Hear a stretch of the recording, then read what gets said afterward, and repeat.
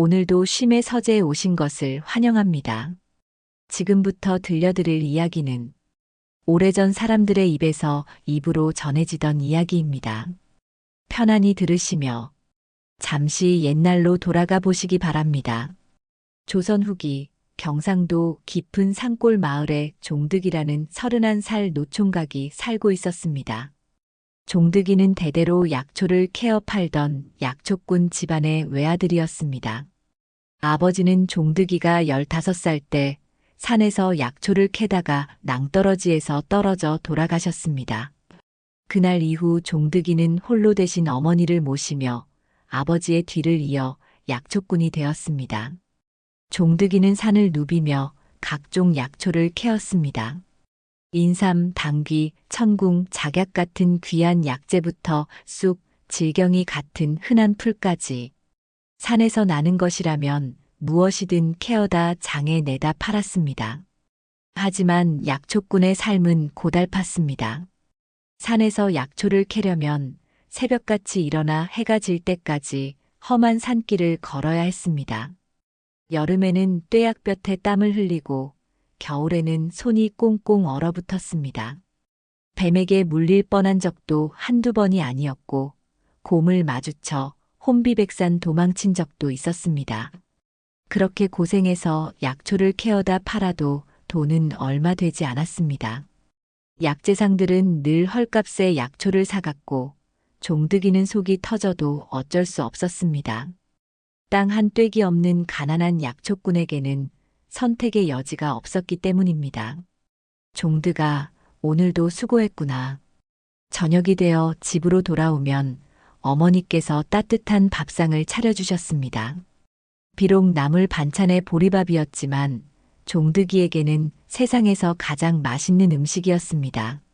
어머니, 오늘 천궁을 조금 캤습니다. 내일 장에 가서 팔면 쌀을 살 수 있을 것입니다.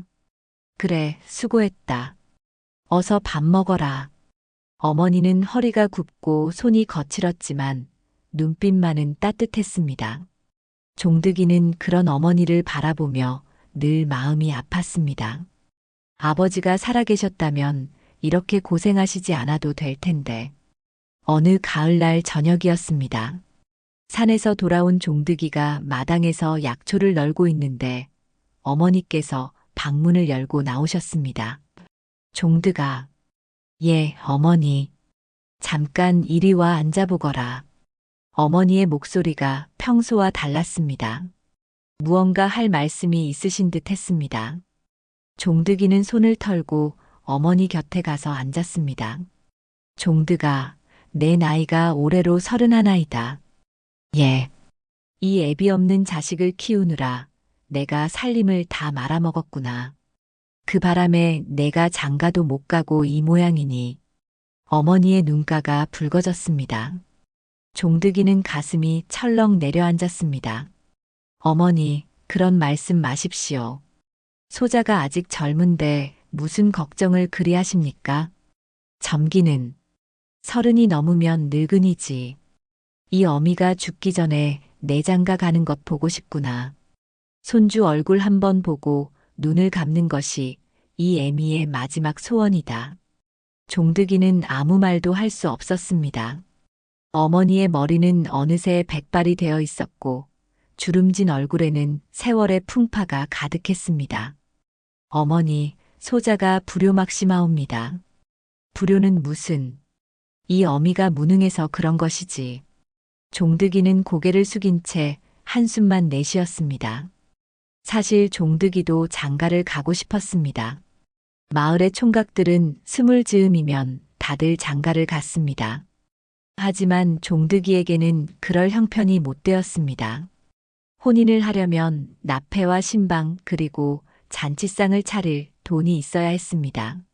아무리 가난한 집이라도 최소한의 예물은 갖춰야 했습니다. 하지만 종득이네 집에는 쌀 한 섬 살 돈도 없었습니다. 게다가 가난한 약초꾼에게 딸을 시집 보내겠다는 집도 없었습니다. 중매쟁이들은 종득이네 집 문턱을 넘지 않았고 마을 처녀들은 종득이를 거들떠보지도 않았습니다. 어찌하면 좋단 말인가. 종득이는 밤새 잠을 이루지 못했습니다. 그런데 이때 아무도 예상하지 못한 일이 벌어집니다. 며칠 후 종득이는 장날에 마을로 내려갔습니다. 약초를 팔고 나서 주막에서 막걸리 한 사발을 마시고 있는데 어린 시절 친구인 복길이가 들어왔습니다. 복길이는 종득이와 함께 자란 동무였습니다. 지금은 이 고을의 큰 약재상에서 심부름꾼으로 일하고 있었습니다. 비록 심부름꾼이었지만 약재상 안팎의 소식에는 누구보다 밝았습니다. 종득이 형님, 오랜만이요. 오, 복길이냐? 그래, 잘 지냈느냐? 복길이가 종득이 맞은편에 앉으며 물었습니다. 형님, 요새 안색이 말이 아니네요. 무슨 근심이라도 있어요? 종득이는 한숨을 푹 쉬었습니다. 복길아, 나도 이제 31인데 장가도 못 가고 이 모양이니 어찌 근심이 없겠나. 어머니께서 손주 얼굴 보고 싶다 하시는데 가슴이 미어지는구나. 복길이는 고개를 끄덕이며 말했습니다. 형님, 그런 걱정이 있으셨구만. 사실 저도 형님 걱정을 많이 했어요. 걱정은 무슨? 형님, 솔직히 말씀드릴게요. 형님처럼 착하고 성실한 분이 장가를 못 가니 세상이 야속해요. 복길이는 주위를 두리번거리더니 목소리를 낮췄습니다. 형님, 제가 좋은 방법을 하나 알고 있는데 들어보실래요? 좋은 방법? 무슨 방법인데? 보쌈이요. 종득이는 깜짝 놀라 주위를 둘러보았습니다. 보쌈. 그것은 가난한 총각들 사이에서 은밀히 행해지는 풍습이었습니다. 과부나 홍기를 놓친 여인을 몰래 데려와 아내로 삼는 것이었습니다. 물론 불법이었지만 워낙 가난해서 혼인을 못하는 총각들에게는 마지막 수단이기도 했습니다. 보쌈이라니, 그건 안 되네. 종득이는 고개를 저었습니다. 형님, 제 말 좀 들어보세요. 복길이가 종득이의 소매를 잡았습니다. 저희 약재상에 박서방이라는 분이 계신데요. 이분 집에 영심이라는 과부가 있어요. 30이 안 된 젊은 과부인데 남편이 병으로 죽고 친정으로 돌아왔대요. 성격도 순하고 일도 잘한다고 해요. 형님, 이번 초파일에 절에서 큰 법회가 열려요. 그때 많은 사람들이 절에 갈 텐데 영심이도 법회에 간다고 해요. 그 틈을 타서 보쌈을 하면 어떨까요? 종득이는 처음에는 단호히 거절했습니다. 아무리 가난해도 그런 짓은 하고 싶지 않았습니다. 하지만 그날 밤 어머니의 기침 소리를 들으며 종득이의 마음이 흔들렸습니다. 어머니는 요즘 들어 부쩍 기침을 많이 하셨습니다. 종득이는 어머니의 건강이 걱정되었습니다. 어머니가 돌아가시기 전에 손주라도 안겨드려야 하지 않을까. 종득이는 며칠 동안 고민했습니다. 그리고 마침내 결심했습니다. 그래, 어머니를 위해서라도 한번 해보자. 종득이는 복길이를 다시 만났습니다. 복길아, 내가 해보겠네. 정말요, 형님? 잘 생각하셨어요. 복길이는 기뻐하며 종득이의 손을 잡았습니다. 그럼 제가 준비할게요. 형님은 초파일 밤에 절 뒷산으로 오세요. 제가 다 알아서 할게요. 고맙네, 복길아. 초파일이 다가왔습니다. 종득이는 하루 종일 불안하고 초조했습니다. 과연 이게 옳은 일인가? 하지만 어머니의 얼굴이 떠올랐습니다. 손주를 보고 싶다던 어머니의 말씀이. 해가 저물었습니다. 종득이는 검은 옷으로 갈아입고 집을 나섰습니다. 어머니, 저 잠깐 나갔다 오겠습니다. 이 밤에 어딜 가느냐? 아는 사람 만날 일이 있어서요. 금방 돌아오겠습니다. 종득이는 산길을 따라 절 뒷산으로 향했습니다. 보름달이 밝게 떠올라 길을 비춰주었습니다. 약속 장소에 도착하니 복길이가 기다리고 있었습니다. 그리고 복길이 옆에는 또 다른 사내가 있었습니다. 형님, 이쪽은 돌쇠예요. 같이 일하는 친구인데 힘이 장사예요. 반갑소이다. 돌쇠는 덩치가 산만큼 큰 사내였습니다. 형님, 지금 법회가 끝나고 사람들이 집으로 돌아가고 있어요. 영심이는 절 뒤편 샘터에서 물을 마시고 있다고 해요. 우리가 그쪽으로 가서 영심이를 데려오면 돼요. 알겠네. 세 사람은 조심스럽게 절 뒤편으로 향했습니다. 법회가 끝나고 절은 어두웠습니다. 승려들은 법당에 있었고 신도들은 대부분 집으로 돌아간 뒤였습니다. 샘터에 가까이 다가가자 한 여인의 모습이 보였습니다. 달빛에 비친 여인은 치마 저고리를 단정히 입고 있었습니다. 얼굴은 잘 보이지 않았지만 날씬한 몸매와 우아한 걸음걸이가 눈에 띄었습니다. 형님, 저 사람이 영심이에요. 빨리요. 복길이의 말에 종득이는 고개를 끄덕였습니다. 세 사람은 재빨리 여인에게 다가갔습니다. 종득이가 뒤에서 여인의 입을 막고 돌쇠가 여인의 팔다리를 붙잡았습니다. 응. 여인은 깜짝 놀라 발버둥쳤지만 돌쇠의 힘을 당해낼 수 없었습니다. 죄송하오. 해치지 않을 것이니 조용히 하시오. 종득이는 낮은 목소리로 여인을 달랬습니다. 여인은 잠시 저항하다가 기절하고 말았습니다. 종득이는 여인을 업고 산길을 내달렸습니다. 복길이와 돌쇠는 뒤따라오며 주변을 살폈습니다. 집에 도착한 것은 한밤중이었습니다. 종득이는 여인을 방에 눕히고 복길이와 돌쇠에게 감사 인사를 했습니다. 고맙네. 두 사람 덕분에 무사히 됐네. 형님, 축하해요. 이제 장가 가시는 거예요. 복길이가 손을 들어 환호했습니다. 그럼 우린 이만 가볼게요. 행복하게 사세요, 형님. 두 사람이 돌아가고 종득이는 혼자 방에 남았습니다. 종득이는 촛불을 켜고 여인의 얼굴을 바라보았습니다. 그런데 이때였습니다. 문제는 지금부터였습니다. 촛불에 비친 여인의 얼굴을 보는 순간 종득이는 숨이 멎을 뻔했습니다.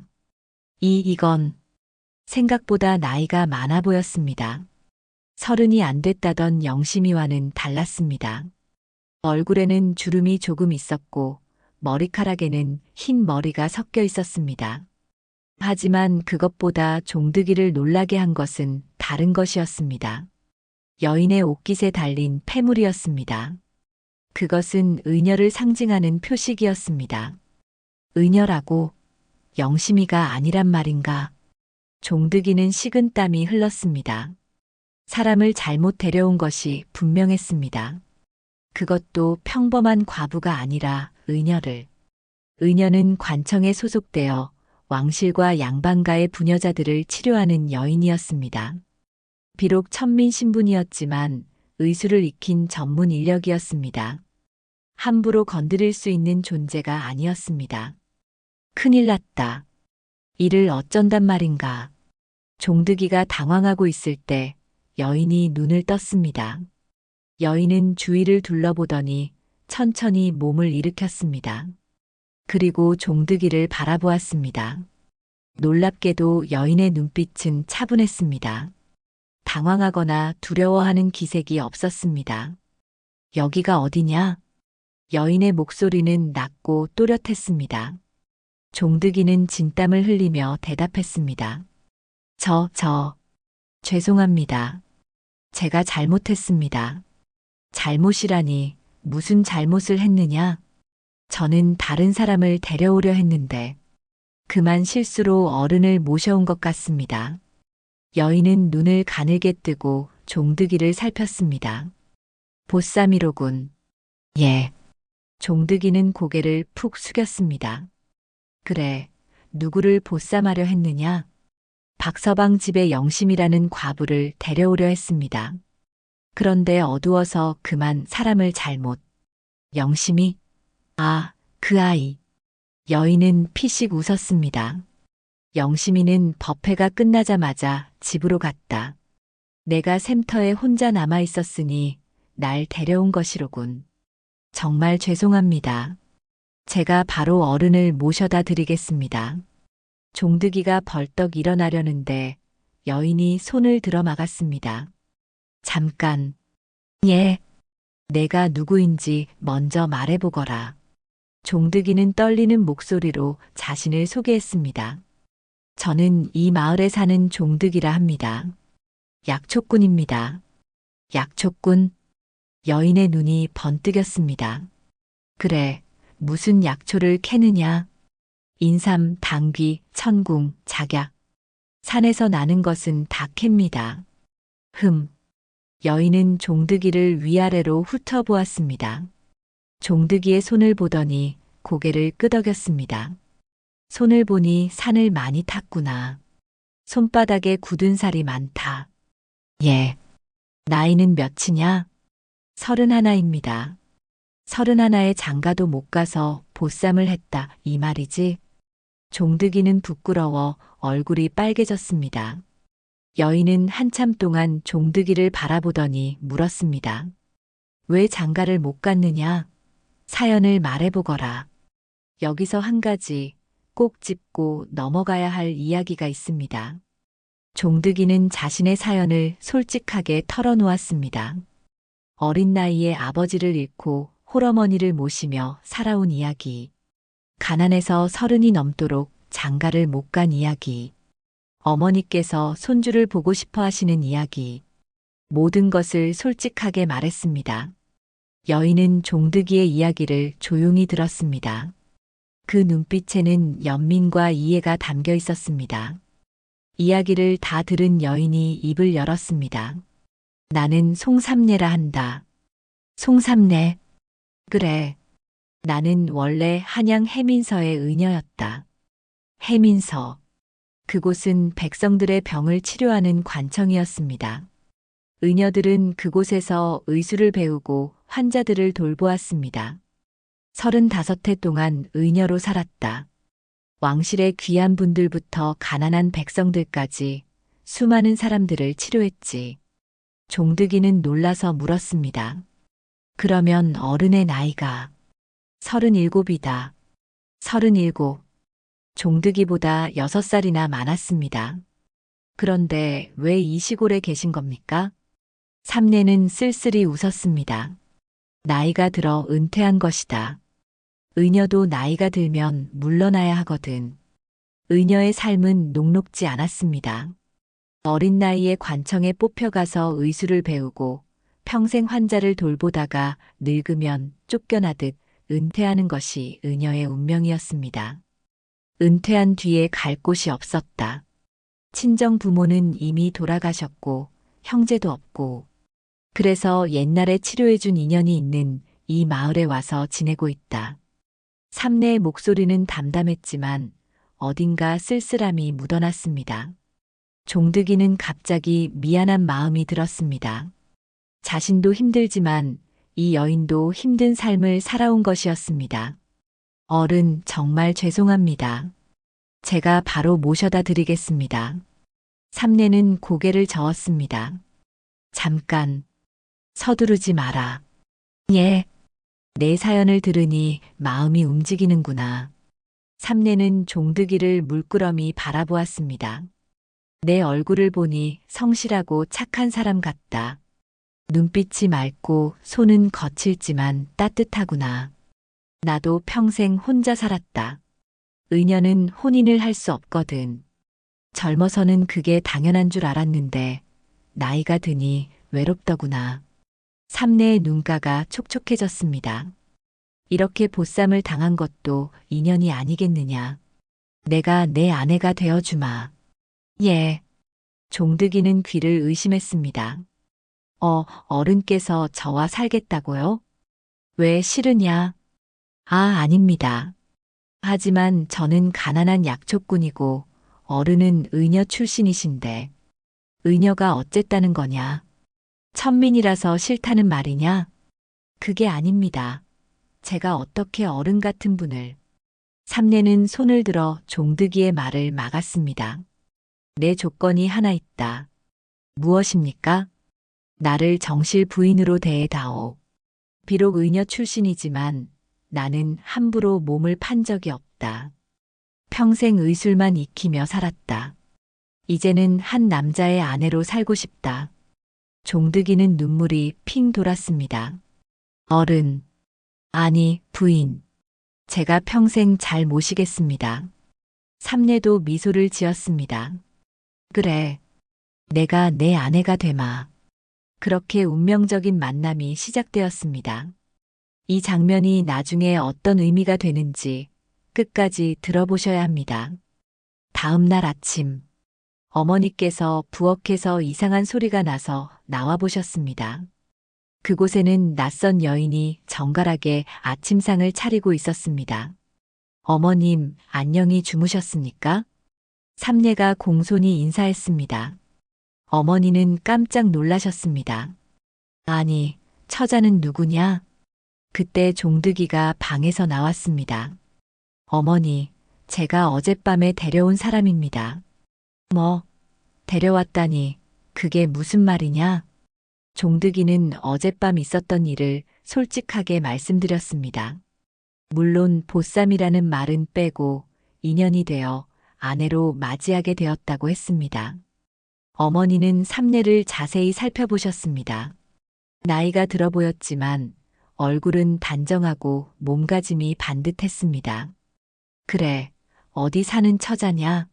무슨 일을 하던 사람이냐? 삼례가 대답했습니다.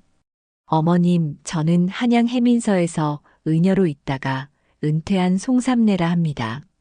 순간 어머니의 얼굴이 굳어졌습니다. 뭐, 의녀라고? 예, 어머님. 종득아. 어머니가 종득이를 돌아보며 소리쳤습니다. 이게 무슨 짓이냐? 의녀를 며느리로 들인단 말이냐? 어머니, 의녀가 뭔지 아느냐? 천민이다, 천민. 관청에 붙어 있는 종년이란 말이다. 어머니의 목소리가 점점 높아졌습니다. 우리 집안이 아무리 가난해도 약초꾼이라도 양민이다. 어찌 천민을 며느리로 들인단 말이냐. 종득이는 당황했습니다. 어머니의 반대가 이렇게 심할 줄은 몰랐습니다. 삼례도 충격을 받은 듯 했습니다. 하지만 표정은 담담했습니다. 평생 천대받으며 살아온 의녀였기에 이런 일에는 익숙했습니다. 어머니, 삼례는 그런 사람이 아닙니다. 평생 의술을 익혀 사람을 살린 분입니다. 닥쳐라. 의녀는 의녀다. 당장 전연을 내쫓아라. 어머니는 단호했습니다. 종득이는 난감했고 삼례는 슬펐습니다. 그날 밤 종득이는 삼례를 찾아갔습니다. 삼례, 정말 미안하오.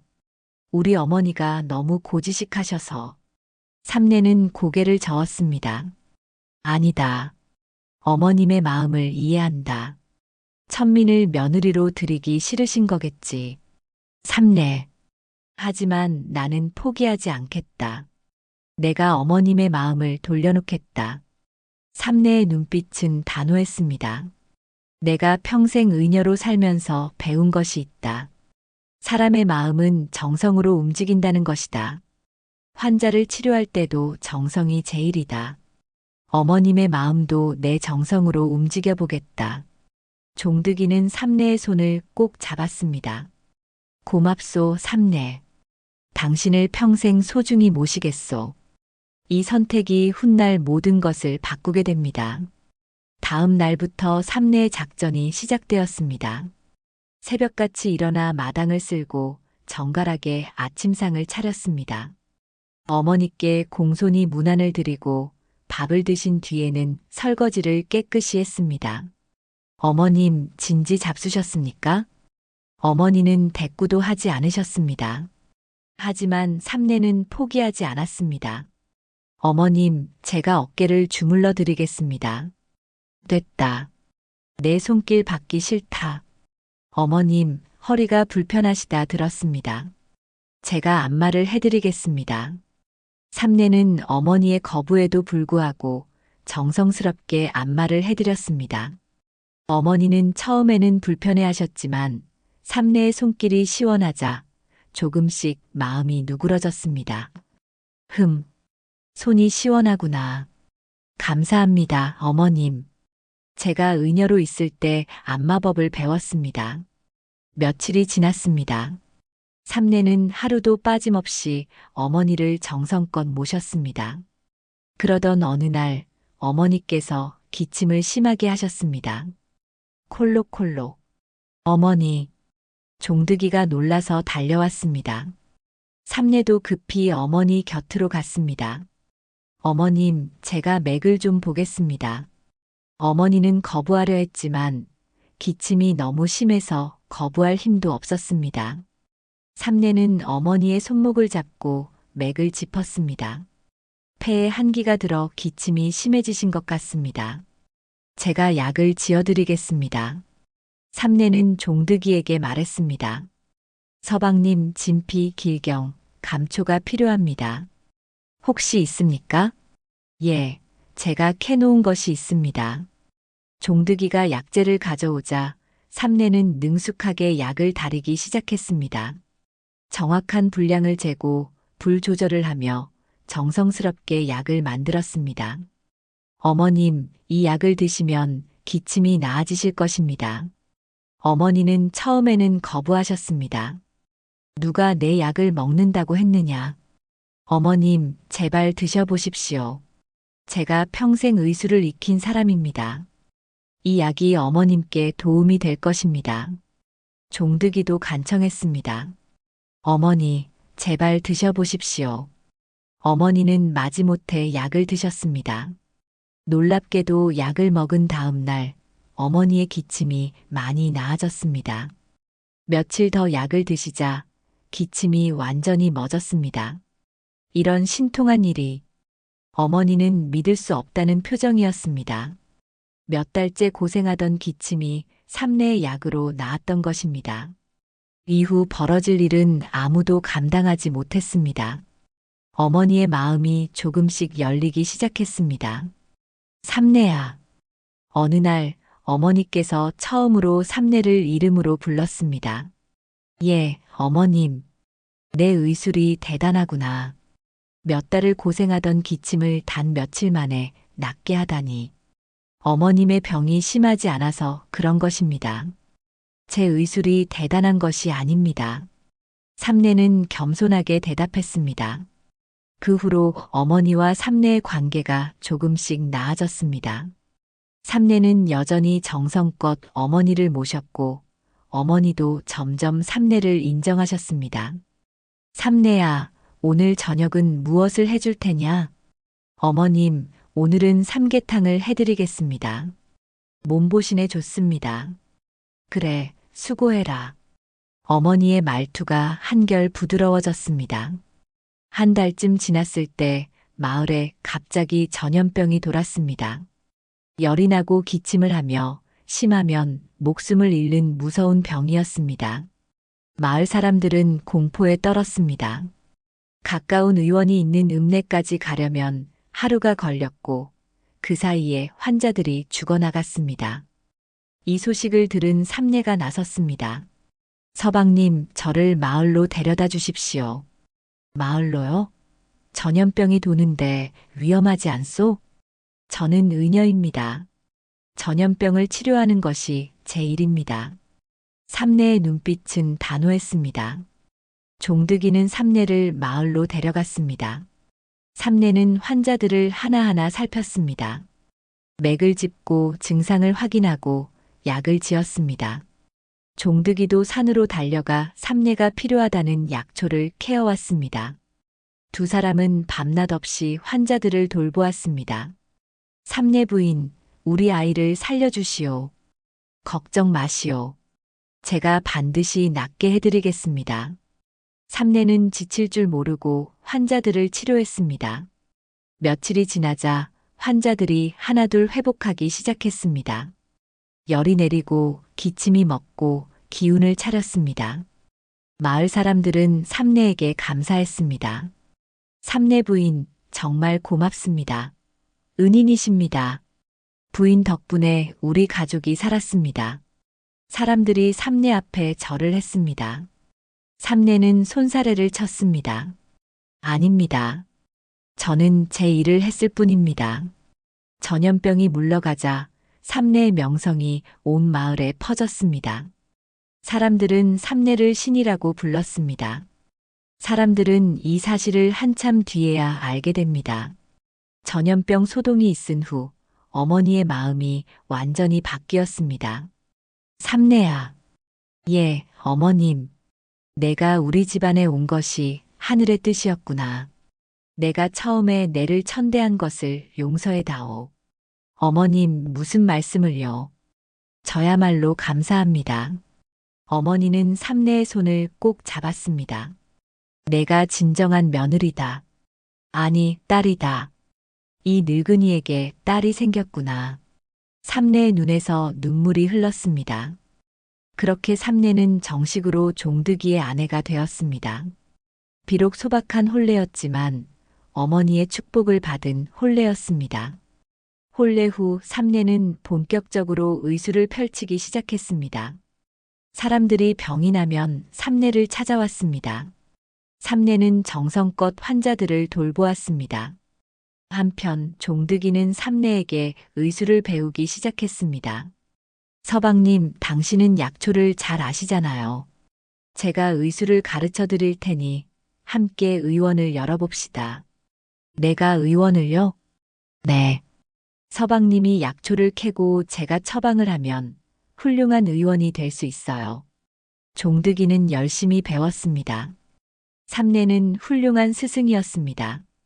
약초의 효능, 병의 증상, 치료법을 하나하나 가르쳐 주었습니다. 몇 년이 지나자 종득이도 제법 의술을 익혔습니다. 두 사람은 작은 의원을 열었습니다. 만복당이라는 이름의 의원이었습니다. 만복당은 금세 유명해졌습니다. 삼내의 뛰어난 의술과 종득이의 좋은 약재가 합쳐지자 환자들이 줄을 이었습니다. 만복당에 가면 어떤 병이든 낫는다더라. 삼내 부인의 의술은 한양 의원보다 낫다. 소문이 퍼지면서 임금 고을에서도 환자들이 찾아왔습니다. 만복당은 날로 번창했고 종득인의 살림도 나아졌습니다. 가난했던 약초꾼의 집에 돈이 들어오기 시작했습니다. 땅을 사고 집을 새로 지었습니다. 하인도 들이고 넉넉한 살림을 갖추게 되었습니다. 어머니, 이제 편하게 사시옵소서. 그래, 다 삼내 덕분이다. 어머니는 행복해 하셨습니다. 이 이야기가 지금까지 전해지는 데에는 분명 이유가 있습니다. 그러던 어느 날 기쁜 소식이 들려왔습니다. 삼내가 아이를 가진 것입니다. 서방님, 제가 아이를 가졌어요. 정말이요? 정말이란 말이요? 종득이는 기쁨에 겨워 삼내를 안아 올렸습니다. 37에 시집와서 39에 아이를 가지다니. 모두가 놀라워했습니다. 어머니는 눈물을 흘리셨습니다. 아이고, 드디어 손주를 보게 되는구나. 하느님 감사합니다. 10달 후 건강한 사내아이가 태어났습니다. 종득이는 아들의 이름을 복동이라 지었습니다. 복이 넘치는 아이라는 뜻이었습니다. 복동이는 건강하게 자랐습니다. 삼내는 아이를 돌보면서도 의원 일을 계속했습니다. 2년 후 이번에는 딸이 태어났습니다. 딸의 이름은 선녀라 지었습니다. 선녀처럼 예쁘고 착하게 자라라는 뜻이었습니다. 서방님, 우리 아들딸을 보니 정말 행복해요. 나도요, 삼내. 이 모든 것이 당신 덕분이요. 삼내는 웃으며 종득이의 손을 잡았습니다. 세월이 흘러 아이들도 자랐습니다. 복동이는 총명하여 글을 배워 과거에 급제했습니다. 선녀는 어머니를 닮아 의술을 배워 의녀가 되었습니다. 어머니께서는 손주들에 둘러싸여 행복한 노년을 보내시다가 84의 나이로 편히 눈을 감으셨습니다. 삼내야, 종드가 고맙다. 내 덕분에 행복하게 살다 간다. 어머니의 마지막 말씀이었습니다. 종득이와 삼내는 백년해로 하였습니다. 가난한 약초꾼과 은퇴한 의녀의 만남은 서로의 인생을 바꾸었습니다. 종득이는 삼내를 만나 의원이 되었고 삼내는 종득이를 만나 진정한 가정을 얻었습니다. 두 사람은 평생 서로를 아끼고 사랑하며 살았습니다. 만복당은 대를 이어 계속되었습니다.